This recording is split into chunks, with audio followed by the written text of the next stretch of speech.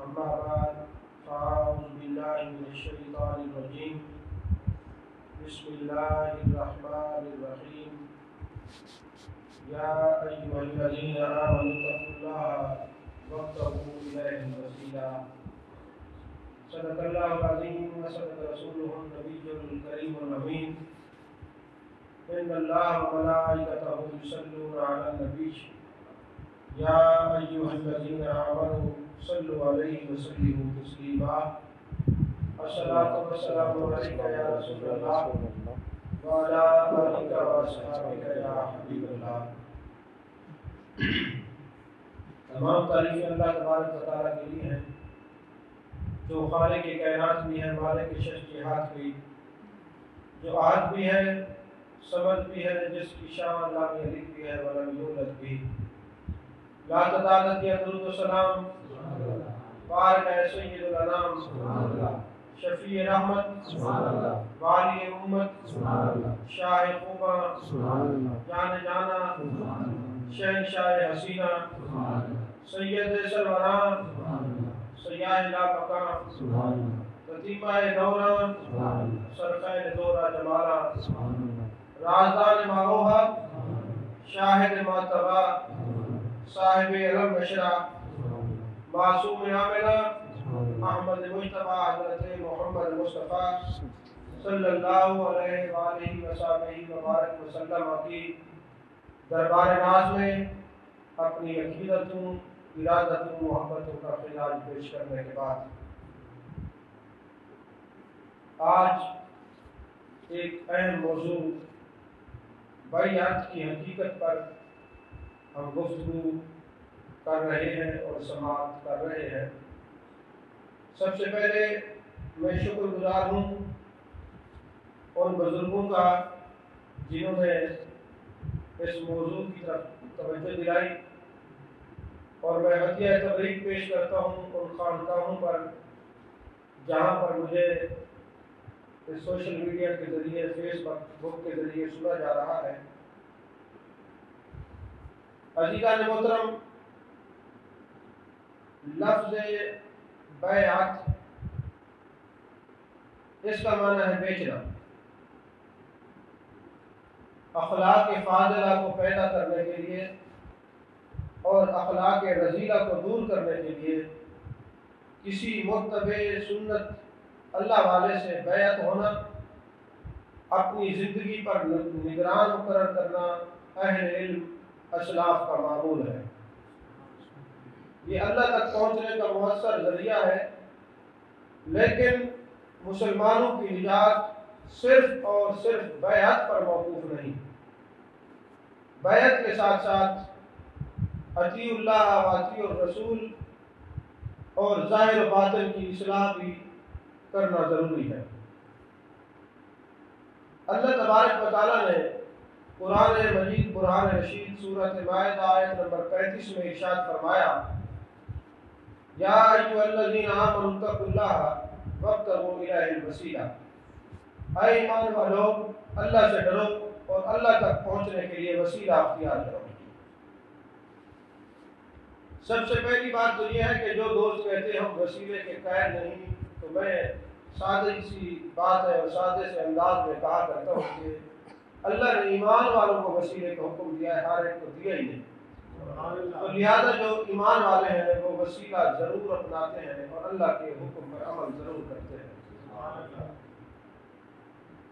شاہ ولی اللہ محدث دہلوی رحمۃ اللہ علیہ نے اسی آیت کی تشریح فرمائی، فرماتے ہیں یہاں وسیلہ سے مراد نہ تو ایمان ہے، کیونکہ ایمانداروں سے پہلے ہی خطاب ہو رہا ہے یا ایھا الذین آمنوا، اور نہ ہی اعمال صالحہ مراد ہے، کیونکہ نماز، روزہ، زکوٰۃ، حج یہ تقویٰ میں شامل ہے، جہاد بھی تقویٰ میں شامل ہے۔ پھر فرماتے ہیں بس وسیلے سے مراد ارادت اور بیعت مرشد ہے۔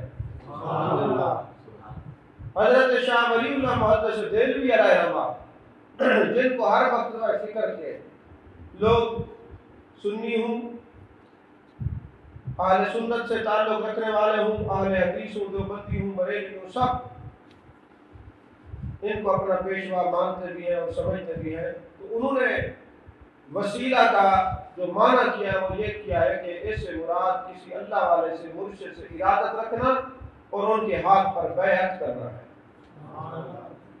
اور مولوی اسماعیل دہلوی نے اپنی رسالہ امامت میں لکھا کہ وسیلہ سے مراد مرد صالح ہے، وسیلے سے مراد وہ شخص ہے جسے بزرگی اور تقرب اللہ نصیب ہو۔ اور تفسیر حقانی کے اندر بھی یہ بات موجود ہے کہ وسیلہ میں ہر اچھے کام قرآن مجید، برہان رشید، رسول مکرم صلی اللہ علیہ وآلہ وسلم کی ذات بابرکات اور بزرگان دین شامل ہیں۔ اور تفسیر معالم و تنزیل کے اندر یہ بات موجود ہے کہ وسیلہ سے مراد اولیاء اللہ، ان کی محبت اور اعمال صالحہ اللہ سے قرب کا وسیلہ ہے۔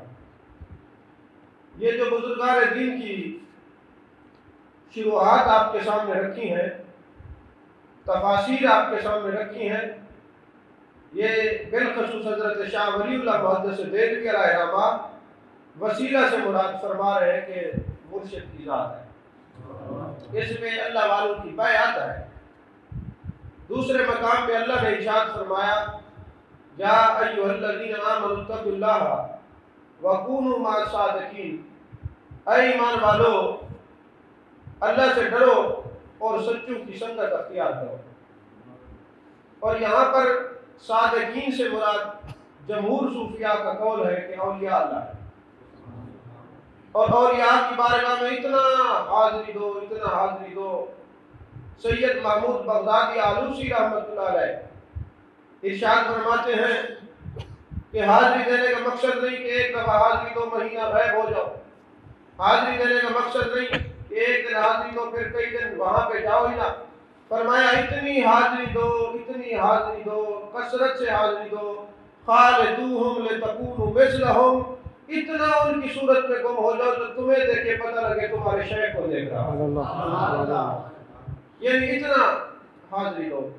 ظاہر سی بات ہے، میں ایک مثال دیا کرتا ہوں کہ لوہے کو آگ کی صحبت میسر ہو جائے تو آگ کا رنگ لوہے پہ چڑھتا ہے، وہ جلاتا بھی اگر رنگ چڑھائے ہوئے لوہے کو پھر اگر سائڈ میں رکھ دیا جائے اور صحبت آگ میسر نہ آئے تو پھر وہ اپنی اصلی حالت میں لوٹ آتا ہے۔ یہی حال ہے جن مریدوں کا جو مائیت مرشد حاصل کرنے کے بعد، ان کا قرب پانے کے بعد کثرت سے حاضریاں نہیں دیتے، وہ محروم ہو جاتے ہیں ان کی برکات سے۔ مائیت سے مراد یہ ہے کہ کثرت سے اللہ والوں کی بارگاہ میں حاضری دیتے رہو۔ سبحان اللہ۔ عزیزان محترم، سورہ بنی اسرائیل میں اللہ نے فرمایا، یوم ندعو کل اناس بامامہم، قیامت والے دن ہر آدمی کو اس کے امام کے ساتھ بلائیں گے۔ آپ نور العرفان اٹھائیں تو مفتی احمد یار خان نعیمی فرماتے ہیں کہ قیامت والے دن اللہ تبارک و تعالیٰ نے فرمایا، یوم ندعو کل اناس بامامہم، ہر شخص کو اس کے پیشوا کے ساتھ اٹھائیں گے۔ پیشوا کون ہوں گے؟ شریعت میں جن کی تکلیف کی جاتی ہے اور طریقت میں جن کے ہاتھ پر بیعت کی جاتی ہے۔ گویا یہ اللہ والوں سے جو رشتہ بیعت جوڑ لیتا ہے، رشتہ ارادت جوڑ لیتا ہے، یہ تعلق دنیا تک محدود نہیں، قیامت والے دن بھی ہر شخص کو اس کے پیشوا کے ساتھ بلایا جائے گا۔ تفسیر حسینی کے اندر بھی یہ بات موجود ہے اور تفسیر روح البیان میں بھی یہ بات موجود ہے کہ شریعت میں جن کی تکلیف کی جاتی ہے، طریقت میں جن کے ہاتھ پر بیعت کیا جاتا ہے۔ علامہ اسماعیل حقی نے اور صاحب تفسیر حسینی نے یہ لکھا کہ قیامت والے دن پوچھا جائے گا آواز کیسے دی جائے گی، او قادری ہو، چشتی ہو، سہروردی ہو، نقش بندی ہو، اور یہ کہا جائے گا حنفی ہو، مالکی ہو، شافعی ہو، حنبلی ہو۔ جو شریعت میں کسی کے مقلد ہیں، جو امام اعظم کو مانتے ہیں، ان کی تقلید کرتے ہیں، ان کو امام اعظم کے ساتھ بلایا جائے گا۔ اور جو طریقت میں اللہ والوں سے بیعت کرتے ہیں، ان کو اپنے مرشد کے ساتھ بلایا جائے گا۔ جو حضرت غوث الثقلین سے ارادت رکھتے ہیں ان کو غوث الثقلین سے بلایا جائے گا۔ جو حضرت بہاؤالدین زکریہ رحمۃ اللہ علیہ سے محبت کرتے ہیں ان کو ان کے ساتھ بلایا جائے گا۔ جو جس کے کہلاتے ہیں، جس کو اپنا امام مانتے ہیں، قیامت والے دن ان کو ان کے امام کے ساتھ بلایا جائے گا۔ تفسیر عزیزی اٹھائیں، اس میں صراط الذین انعمت علیہم، شاہ عبدالعزیز محدث دہلوی علیہ السلام اپنی تفسیر عزیزی میں لکھتے ہیں کہ صراط الذین انعمت علیہم کا معنی ہے ان لوگوں کی راہ پر چلا جن پر تو نے انعام فرمایا۔ اے اللہ ہمیں صراط مستقیم پر چلا، اہدنا الصراط المستقیم، صراط الذین انعمت علیہم ان لوگوں کے راستے پر جن پر تیرا انعام ہوا۔ اور 5ویں سپارے میں یہ بتایا سورہ نساء کے اندر وہ انعام یافتہ کون لوگ ہیں؟ من النبیین والصدیقین والشہداء والصالحین وحسن اولئک رفیقا۔ وہ انعام یافتہ لوگ نبیین ہیں، صدیقین ہیں، شہداء ہیں، صالحین ہیں، اور فرمایا وحسن اولئک رفیقا، یہ بہترین گروہ ہے۔ تو صراط مستقیم راہ کو ڈھونڈنا ہے، اہدنا الصراط المستقیم راہ کو ڈھونڈنا ہے۔ صراط الذین انعمت علیہم، اس میں راستہ انعام یافتہ لوگوں کا راستہ طلب کرنا ہے۔ تو یہ کہا گیا الرفیق و ثم الطریق، پہلے ساتھی تلاش کرو پھر طریقت کے راستے پر چلو۔ جو ساتھی جو طریقت پہ چلانے والا ہوتا ہے اس کو مرشد کہتے ہیں۔ یعنی نماز میں آپ کہتے ہیں اللہ ہمیں صراط مستقیم پر چلا، ان لوگوں کے راستے پر چلا جن لوگوں پر تیرا انعام ہوا۔ اور اللہ نے بتا دیا وہ انعام یافتہ لوگ کتنے گروہ ہیں۔ پہلا گروہ نبیین کا ہے، دوسرا صدیقین کا ہے، تیسرا شہداء کا ہے، چوتھا صالحین کا ہے۔ گویا نماز میں آپ کھڑے ہو کر ان کا راستہ مانگیں اور باہر نکل کے کہیں ہم اولیاء کو نہیں مانتے، ہم شہداء کو نہیں مانتے، ہم صدیقین کو نہیں مانتے۔ اور معذاللہ اگر کسی نے انبیاء کا بالخصوص نبی پاک صلی اللہ علیہ وسلم کا انکار کر دیا تو پھر وہ کیسے صراط مستقیم پر چلے گا؟ تو صراط مستقیم اور انعام یافتہ لوگوں کا راستہ ان 4 گروہوں کا راستہ ہے۔ جو ان کے پیچھے چلتا ہے گویا وہ انعام یافتہ لوگوں کے راستے پر چل رہا ہے۔ اور سورہ زخرف کے اندر اللہ تبارک و تعالیٰ نے فرمایا الاخلاء یومئذ بعضهم لبعض عدو الا المتقین، قیامت والے دن سارے رشتے دشمنی میں بدل جائیں گے۔ اس دن اگر رشتہ کام آئے گا تو متقین کا رشتہ کام آئے گا۔ خلیل کہتے ہیں دوست کو، اور خلیل ہے خلال سے۔ آپ جب دانتوں کے اندر کوئی چیز آپ کے رہ جاتی ہے تو آپ اس کو ٹوتھ پک کے ساتھ نکالتے ہیں، کیونکہ وہ اتنا گہرائی تک پہنچی ہوتی ہے کہ وہ ٹوتھ پک کے بغیر نکلتی نہیں ہے۔ تو آپ دانتوں کا خلال کرتے ہیں، یعنی اندر تک جو چیز چلی جائے اس کو خلال کہتے ہیں۔ اور خلال خلیل سے ہے، یعنی اتنا گہرا دوست، اتنا گہرا یار، حتیٰ کہ قرآن کی نص میں یہ بات ہے کہ قیامت والے دن باپ بیٹے کے خلاف ہوگا، بیٹا باپ کے خلاف ہوگا، کہیں نیکی نہ دینی پڑ جائے۔ تو اللہ نے خبردار کیا ہے، فرمایا الاخلاء یومئذ بعضهم لبعض عدو الا المتقین، قیامت والے دن سارے رشتے دشمنی میں بدل جائیں گے، صرف ایک ان متقین کا رشتہ کام آئے گا۔ آپ کہیں گے کہ متقین کون ہے؟ اللہ فرماتا ہے ان اولیاءہ الا المتقون، یہ جن کو لوگ اولیاء کہتے ہیں یہی متقین ہیں۔ ان اکرمکم عند اللہ اتقاکم، اللہ کے نزدیک یہی قریبی ہیں جو اللہ کے قرب والا ہوتا ہے۔ جو ان اللہ والوں کے قرب میں جاتا ہے اللہ کے بھی وہ قریب ہو جاتے ہیں۔ تبھی تو اللہ نے فرمایا الا ان اولیاء اللہ لا خوف علیہم ولا هم یحزنون، خبردار اللہ کے ولیوں پر نہ کچھ خوف ہے نہ کوئی غم ہے۔ اور کون ہوتے ہیں ولی؟ فرمایا الذین آمنوا وکانوا یتقون، وہ ایمان لانے والے ہیں اور تقوی والے ہیں۔ قیامت والے دن انہی کی نسبت کام آئے گی۔ میں نے آپ کے سامنے اتنی ساری آیاتیں بینات رکھی ہیں، تو اب آپ کے مزید سمجھانے کے غرض سے 2-4 باتیں عرض کر رہا ہوں۔ حضرت عبدالرحمن جامی رحمۃ اللہ علیہ اتنے بڑے بزرگ ہیں، اتنے بڑے عاشق رسول ہیں کہ آپ نے نعت لکھی اور نعت کو سنبھال کے رکھ لیا کہ میں جب دیار رسول صلی اللہ علیہ وسلم میں جاؤں گا تو اپنے آقا و مولا نبی مکرم صلی اللہ علیہ وآلہ وسلم کی بارگاہ میں یہ نعت سناؤں گا۔ اب وہ نعت لے کے چلے گئے تو میرے آقا نے گورنر مدینہ کو زیارت کروائی، فرمایا عبدالرحمن جامی کو واپس کر دو۔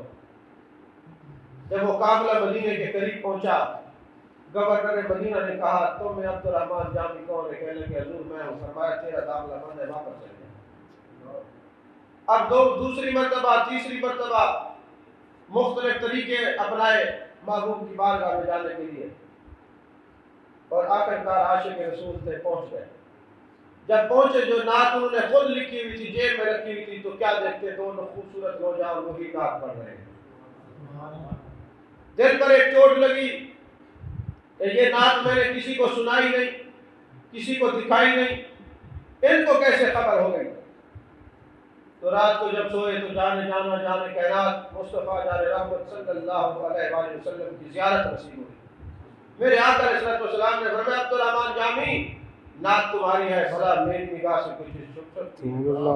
نبی کہتے ہیں غیب کی خبر دینے والا، تو میری نظر میں کیسے چھپ سکتی ہے؟ نعت تمہاری ہے، پڑھنے والے فرشتے ہیں، تیرے اندر اتنا میرا عشق موجود تھا، اگر تم آ جاتے تو مجھے اپنی روزہ پاک سے نکل کر تمہیں معانقہ کرنا پڑتا، جب بھی ڈال کو ملنا پڑتا۔ تو اس لیے نعت تیری لکھی ہوئی ہے، پڑھنے والے فرشتے ہیں، وہ عاشق رسول، وہ عبدالرحمن جامی جب بھی محبوب کی بارگاہ میں جاتے ہیں، روزہ مقدسہ منورہ مطہرہ سے آواز آتی ہے جامی بسلامت روی جو باز آئے، اے جامی سلامت رہے پھر آنا۔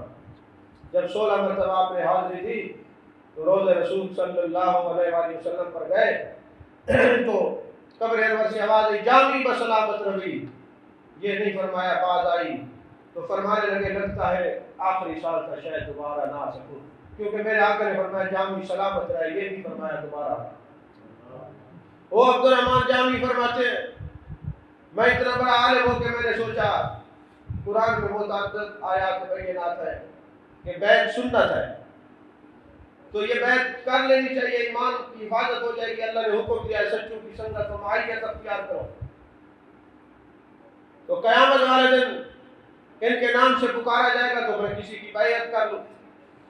اب مرید ہونے کے لیے حضرت خواجہ عبید اللہ احرار نقشبندی سلسلے کے بزرگ ہیں، ان کے پاس مرید ہونے کے لیے گھر گئے نہ تو آستانے سے پہلے اللہ والوں کا حضرت خواجہ عبید اللہ احرار کا استقبل تھا۔ جب وہاں قیمتی گھوڑے دیکھے، کرو بھر سے لوگ آتے جاتے دیکھے، دنیا داری کا نظام دیکھا، تو دل نے کہا نہ مرد آکش کے دنیا دوست دارت۔ مرد تو وہ نہیں ہوتا جو دنیا کو دوست رکھے، یہاں تو دنیا کی ریل پیل ہے۔ واپس آ گئے، رات کو جب سوئے تو دیکھا قیامت بپا ہے۔ حکومت عبدالرحمن جامی جنت میں چلے جاؤ، یہ جانے لگتے تو ایک شخص آ جاتے، وہ کہتے تم نے مجھ سے قرضہ لیا تھا، پہلے میرا قرضہ دو پھر جنت میں جاؤ۔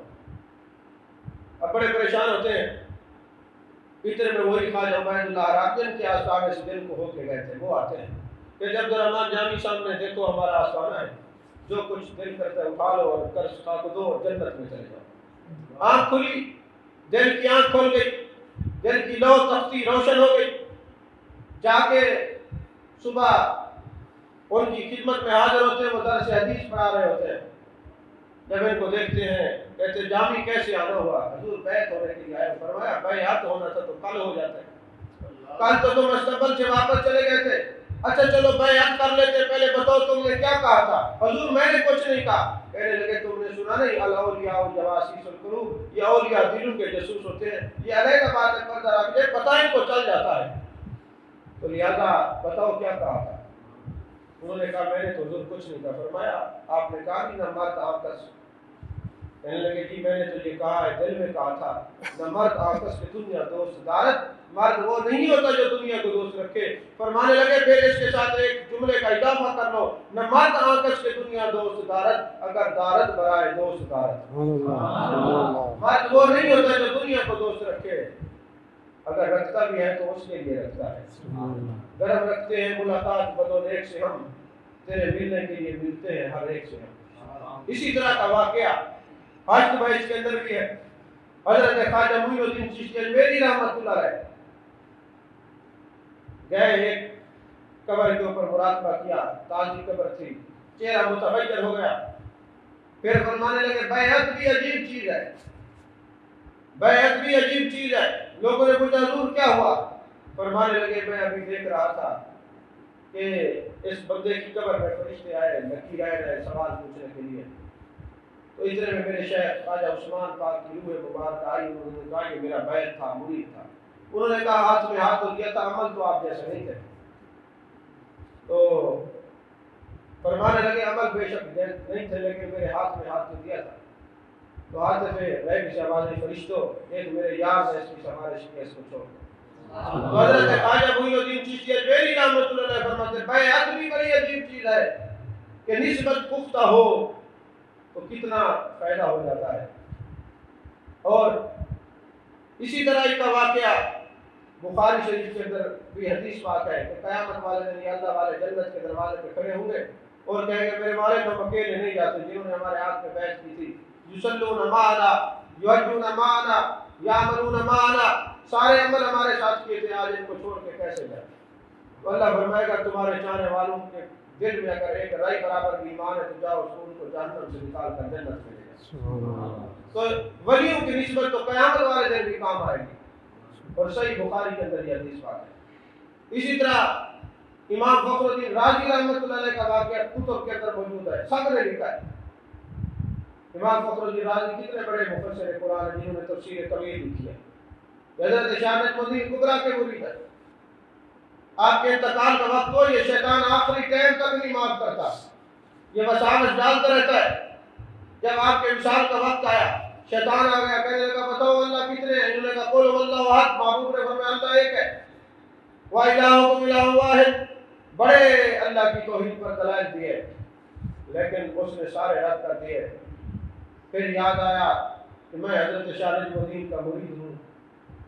پیر کو مدد کے لیے پکارا، ان کی طرف توجہ کی تو شیخ وضو فرما رہے تھے، وہیں سے جواب دیا اے فخر الدین رازی شیطان ملعون کو کہو میں بغیر کسی دلیل کو اللہ کو ایک مانتا ہوں، بغیر کسی دلیل کے اللہ کو ایک مانتا ہوں، بغیر کسی دلیل کے اللہ کے ایک ہونے میں ہمیں کسی کی دلیل کی ضرورت نہیں.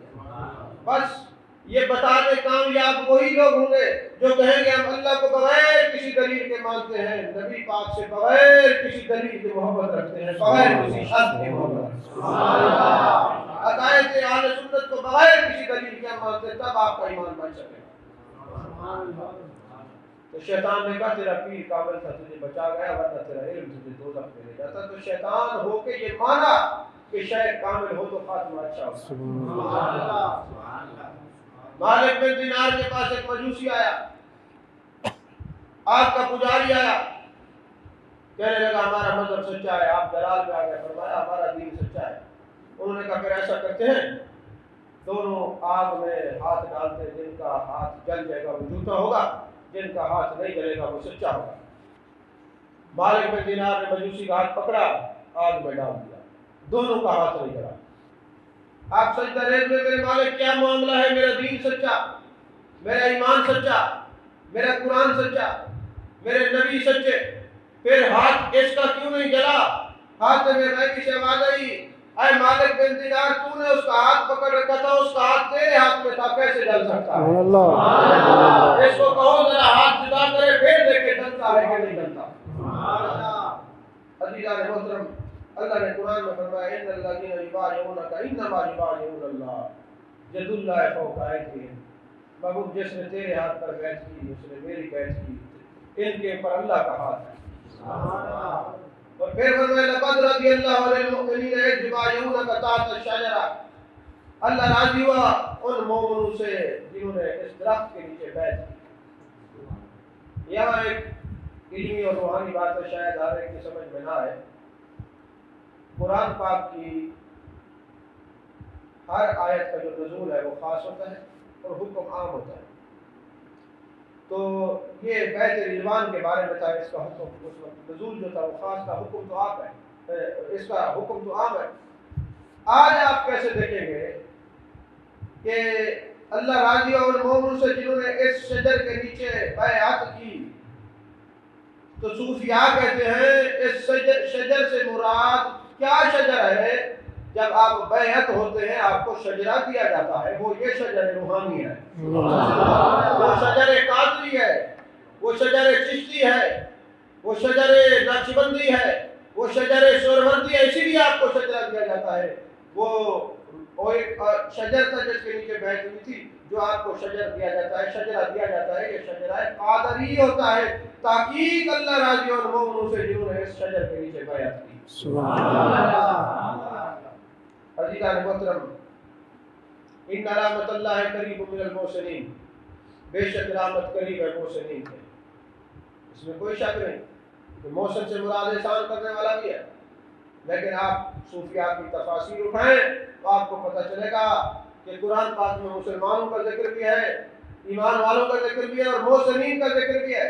اور محسن کون ہے؟ حدیث پاک ان تعبد اللہ کانک تراہ فإن لم تکن تراہ فإنہ یراک۔ احسان کیا ہے؟ اللہ کی عبادت ایسے کرو گویا تم اللہ کو دیکھ رہے ہو، یا ایسے عبادت کرو اللہ تمہیں دیکھ رہا ہے۔ جو اس درجے پر فیض اس کو محسن کہتے ہیں، اور رحمت سے مراد میرے آقا علیہ السلام ہے۔ تو جو ان محسنین جو درجہ احسان پر فیض شخص ہے، جو اس کے قریب ہو جائے گا وہ میرے آقا کے قریب ہو جائے گا۔ سبحان اللہ، سبحان اللہ۔ ان رحمت اللہ قریب من المحسن۔ اس آیت کو سمجھنے کے لیے ایک واقعہ عرض کرتا ہوں، آپ کو بات سمجھ آ جائے گی۔ سلطان باہو رحمۃ اللہ علیہ اپنے کھیتوں میں ہل چلا رہے تھے۔ سرائیکیزم میں اور سرائیکی کلچر کے اندر ایک مصیبت یہ ہے کہ رات کے تاروں کی روشنی کے اندر دلہن کی ڈولی لے کے آتے ہیں۔ تو وہ برات گئی تو حضرت سلطان باہو رحمۃ اللہ علیہ کھیتوں میں ہل چلا رہے تھے، درجہ احسان پر فیض ہر کام کرتے ہیں اس کے لیے کرتے ہیں۔ تو برات راستہ بول گئے، انہوں نے دیکھا کہ بابا ہل کے اوپر لال ٹین لٹکا کے نا ہل چلا رہے، اس کے پاس گئے، کہنے لگے بابا احمد کو جانا تھا، راستہ بتا دیتے۔ اب وہ تو کسی اور خیال میں کرتے، وہ تو درجہ احسان پر فیض تھے، وہ تو یار کے خیال میں کھڑے تھے، یار یار کر کر دل من قرار لے، دنیا تمام کشتا مثلے تو یار نہیں، وہ تو کسی اور خیال میں کھڑے تھے۔ یہ کرامت ہے، کرامت جس کو عقل نہ مانے ہو جائے اس کو تو کرامت کہتے ہیں۔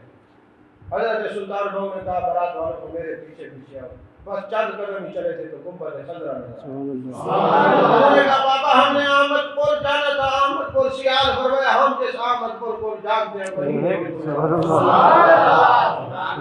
تو یہی وجہ ہے ان رحمت اللہ قریب من المحسنین۔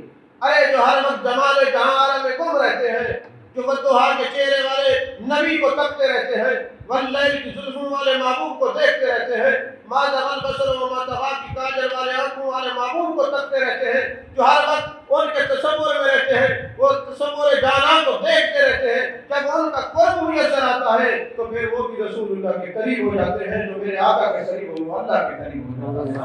اسی آیت میں فنا پہ شیخ بھی ہے، فنا پہ رسول بھی ہے، اور فنا فی اللہ بھی ہے۔ سبحان اللہ۔ عزیزان محترم، ایک بات میں آپ کو یہ بھی عرض کر دوں کہ میرے آقا نے فرمایا المرء مع من احب، جو جس کے ساتھ جس کی محبت میں مرے گا اسی کے ساتھ ہوگا۔ اب آپ ایک سلسلے کو کہتے ہیں چین، ہم اپنے پیر کے مرید ہیں، وہ اپنے پیر کے مرید ہیں، وہ اپنے پیر کے مرید ہیں، وہ اپنے پیر کے مرید ہیں۔ آپ پورا شجرہ پڑھتے جائیں نا تو آپ کو پتہ چلے گا حضرت بابا ناصر علی شاہ صاحب حضرت بابا نقیب اللہ شاہ صاحب کے مرید ہیں، اور حضرت خواجہ بابا نقیب اللہ شاہ رحمۃ اللہ علیہ حضرت خواجہ حسن شاہ صاحب رحمۃ اللہ کے مرید ہیں۔ آپ پوچھیں بابا جی کیسے محبت کرتے ہیں؟ اپنے پیر سے۔ بابا جی آپ کیسے محبت کرتے ہیں؟ اپنے پیر سے۔ وہ اپنے پیر سے، بات کہاں تک جاتی ہے؟ سبحان اللہ، سبحان اللہ۔ تو جیسے محبت کرے گا اسی کے ساتھ ہوگا۔ اور چلتے چلتے چلتے چلتے بغداد کی وادی میں جاتے ہیں تو پتہ چلتا ہے جناب آپ کیسے محبت کرتے ہیں۔ ہم یہ غوث الثقلین، غوث سمدانی، قطب ربانی، شیخ عبد القادر جیلانی سے محبت کرتے ہیں، جناب آپ حضرت ابو سعید سے محبت کرتے ہیں۔ چلتے جائیں تو پتہ چلتا ہے کہ آپ کیسے محبت کرتے ہیں حسنین کریمین سے، آپ کیسے مولا کائنات سے۔ بات مدینے تک پہنچتی ہے، یہ سارے مدینے والے سے محبت کرتے ہیں۔ یا رسول اللہ جو آپ سے محبت کرے آپ کیا دیتے ہیں؟ فرمایا من احبنی کان معی فی الجنہ، جو مجھ سے محبت کرے گا جنت میں میرے ساتھ۔ تو گویا اس چین میں آنے کا ایک فائدہ یہ بھی ہوتا ہے کہ یہ سارے محبت والے ہیں اور محبت رسول والے ہیں، اور جو محبت رسول والے ہیں وہ جنت والے ہیں۔ عزیزان محترم، یہاں اکثر یہ سوال ہوتا ہے کہ چلو مرد تو بیعت کرتے ہیں، عورتوں کو بھی بیعت کرنے کا حکم ہے، تو اللہ نے فرمایا یا ایھا النبی اذا جاءک المؤمنات یبایعنک، اے پیارے نبی جب آپ کے پاس مومن عورتیں آئیں تو ان کو بیعت فرما دیجیے۔ اب یہاں سے پتہ چلا مومن بھی ہوں اور پھر بیعت بھی ہوں۔ اب بیعت کی کئی اقسام ہے، بیعت اسلام بھی ہے، بیعت جہاد بھی ہے، بیعت تقویٰ بھی ہے، بیعت توبہ بھی ہے، جو ہم اللہ کے ولیوں کے ہاتھ پر بیعت کرتے ہیں، یہ ساری بیعتیں ہیں۔ مسلمان تو الحمدللہ ہم ہیں، تو بیعت تقویٰ، بیعت توبہ، اب محبوب، اب قرآن پاک بھی ہے، حدیث بھی ہے، محبوب جو آ جائے آپ نے کیا بیعت کرنی ہے، آپ نے یہ بیعت کرنی ہے، یہ چوری نہیں کریں گی، زنا نہیں کریں گی، اپنی عزتوں کی حفاظت کریں گی، وغیرہ وغیرہ، اور پھر میں محبوب ان کے لیے استغفار بھی کرنا ہے۔ یہاں یہ مسئلہ بھی معلوم ہوا کہ میرے آقا علیہ السلام کو اللہ جو حکم دے رہا ہے، فرما رہے ہیں اذ جاءت المؤمنات، جب آپ کے پاس مومنات آئے، مومن آئے، یہاں نہیں فرمایا مشرکات آئے۔ سمجھے نا اس بات کو؟ تو مومن بھی ہو، جو لوگ کہتے ہیں جی بس صرف مومن ہو جائے، کلمہ نماز روزہ زکات ہے، تو بیعت ہونے کی کیا ضرورت ہے؟ تو اللہ تو فرما رہا ہے محبوب جب مومن ہے تو ان کو بیعت کرنا ہے۔ مومن ہو تو سورۃ ممتحنہ الممتحنہ کے اندر یہ آیت پاک ہے، اور سورہ کاف میں اللہ نے فرمایا وَمَن يُضْلِلْ فَلَن تَجِدَ لَهُ وَلِيًّا مُرْشِدًا، میں جب کسی کو گمراہ کرتا ہوں نہ کسی ولی کے نزدیک جان دیتا ہوں نہ کسی مرشد۔ اور مرکات کے اندر حضرت ملا علی قاری رحمۃ اللہ علیہ نے فرمایا کہ کچھ لوگ ہیں جو کہتے ہیں ہم تصوف پر عمل کرتے ہیں، کچھ لوگ کہتے ہیں ہم فقہ پر عمل کرتے ہیں، فرمایا جو جدا جدا ہیں وہ گھاٹے میں ہیں، فرماتے من تصوف ولم یتفقہ، جس نے تصوف پڑھا اور فقہ نہ پڑھی فقط تزندہ کا وہ زندیق ہوگا، ومن تفقہ ولم یتصوف فقط تفسق، اور جس نے فقہ پڑھی اور تصوف چھوڑ دیا وہ فاسق ہو جائے گا، ومن جمع بینہما فقط تحقق، جس نے دونوں چیزیں جمع کی وہ حقیقت ہوگا۔ اس لیے چڑے مولوی نہیں بننا اور چڑے صوفی نہیں بننا، عالم بھی بننا ہے، عالم ہو تو عالم بھی اللہ ہو، فقیر ہو تو فقر ہی اللہ ہو، دونوں چیزیں ہوں۔ ایک فقیر 1000 عابد پر بھاری ہوتا ہے، اور میرے آقا فرماتے ہیں اللہ جس سے بھلائی کرتا ہے اس کو فقاہت دین عطا فرماتا ہے، دین کا فقیہ بنا دیتا ہے۔ عالم کا سونا بھی عبادت بن جاتا ہے، عالم بھی ہو، عالم بھی ہو، عالم بھی ہو، صوفی بھی ہو، عالم بھی ہو، عاشق بھی ہو۔ آپ دیکھیں یہ عین لگا ہوا ہے سب کے ساتھ، عین، عرب کے ساتھ بھی عین ہے، ذرا عرب سے عین ہٹا کے دیکھو تمہیں جلوے نظر آئیں گے۔ وہی عین علم کا بھی ہے، وہی عین عرفان کا بھی ہے، وہی عین عشق کا بھی ہے۔ ایک سادہ بزرگ تھے، میں نے ان سے سوال کیا، میں نے کہا جی یہ ہر جگہ عین عین کیوں ہے؟ اس نے کہا عالم اس کی وضاحت تو کریں گے علم کے مطابق، میں جب اس کو دیکھتا ہوں تو لگتا ہے جیسے سانپ منہ کھولے کھڑا ہو۔ میں نے کہا جناب اس کا معنی کیا ہوا؟ کہتے ہیں جی عشق کی وادی میں وہی ہے جو اپنے آپ کو مار کے آئے۔ سبحان اللہ، سبحان اللہ۔ عشق جو ہے آکاش بوٹی سے ہے، آپ نے دیکھا ہوگا جس کو لوٹ بوٹی کہتے ہیں سریکی میں، کوٹدو میں لوٹیں بڑی ہوتی ہیں نا، تو آپ لوگ دیکھتے ہیں کہ کوئی لوٹ بوٹی تھوڑی سی اٹھا کے نا اس کو ڈال دیا جائے کسی درخت پہ، تو وہ سارا درخت کی جڑوں تک چلی جاتی ہے، اس کو خشک کر دیتی ہے۔ اگر کسی کو عشق ہوگا تو پھر اس کے اندر تن من دھن میں یار ہی سمایا ہوگا، کوئی اور نہیں، جس کو آکاش بوٹی بھی کہتے ہیں، اسی سے یہ عشق ہے۔ عزیزان محترم،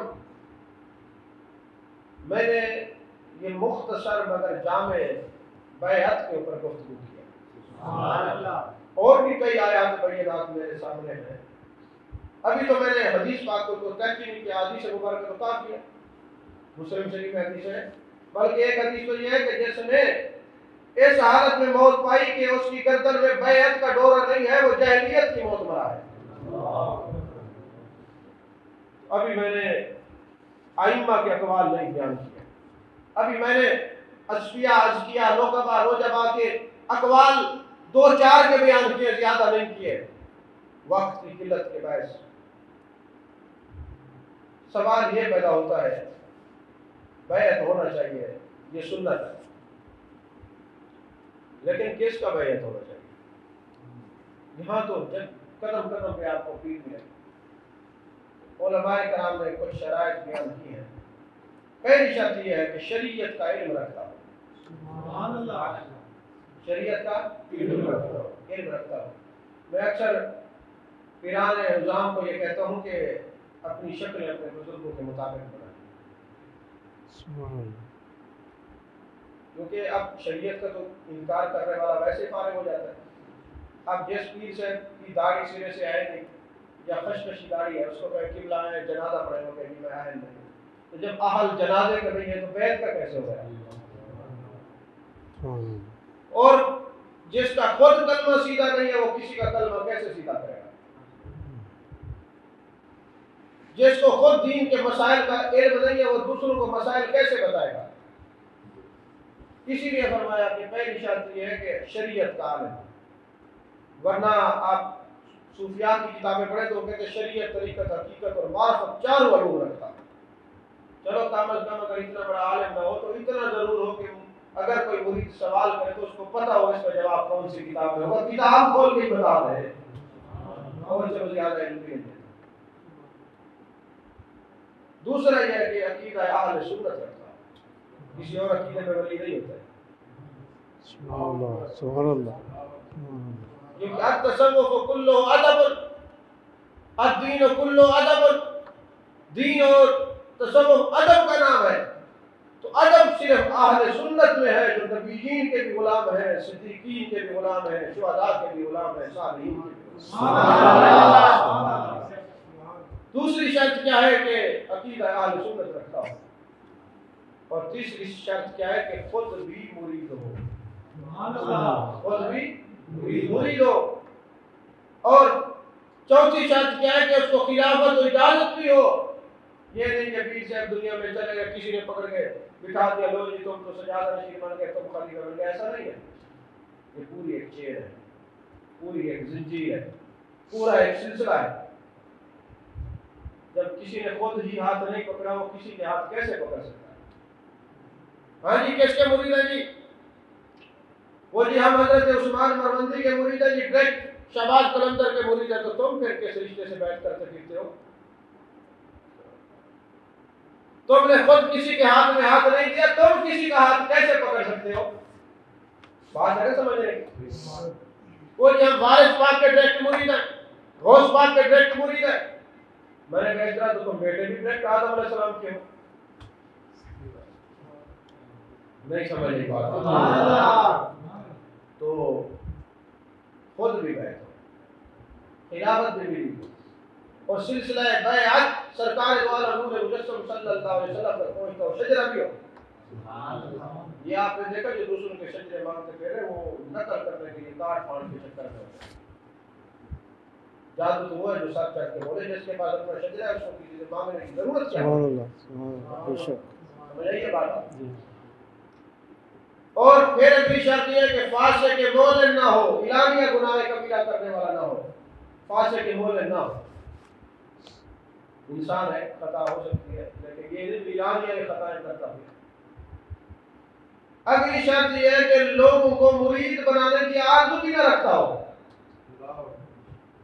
طالب مولا ہو، طالب مرید رہو۔ اب میں جہاں جاتا ہوں لوگ سوال کرتے ہیں جی مرید کس کے ہو؟ میں نے کہا جی کم از کم اس کے مرید ہو جو مرید کو ڈھونڈتا نہ پھر رہا۔ سبحان اللہ، سبحان اللہ۔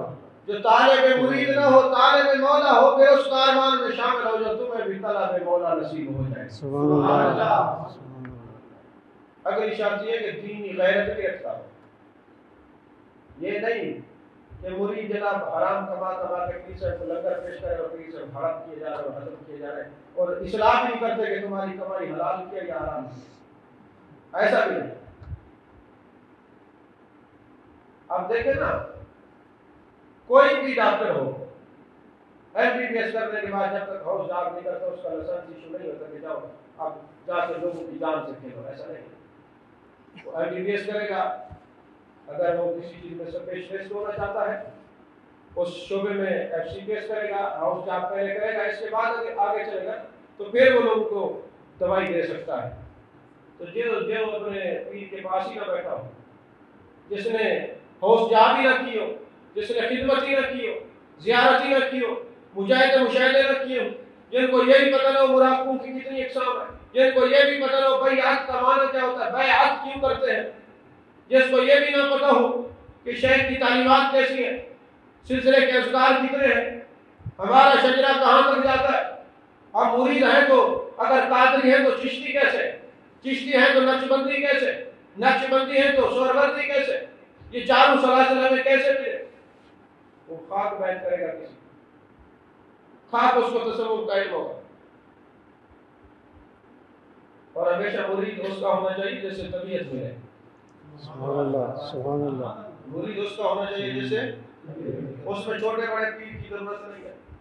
वो जी बड़े गद्दी नशीन है, बड़े आस्थाने से ताल्लुक है, छोटे बड़े की बात नहीं है। इस मिसाल को यूँ समझे, अगर आपका ब्लड जो है A पॉजिटिव है तो ज़ाहिर है आपको ब्लड A पॉजिटिव लगेगा। ये नहीं देखा जाएगा कि कोठी वाले का A पॉजिटिव है या रेडी वाले का A पॉजिटिव है। तो जो ग्रुप मिलता होगा उसी का खून लगेगा ना, तो जैसे तबीयत मिलती होगी फैज भी उसी से ही मिलेगा। उसमें पीर की कार और गाड़ी और पराठो देख के बैठ होना नहीं है, तबीयत मिलने की बात है।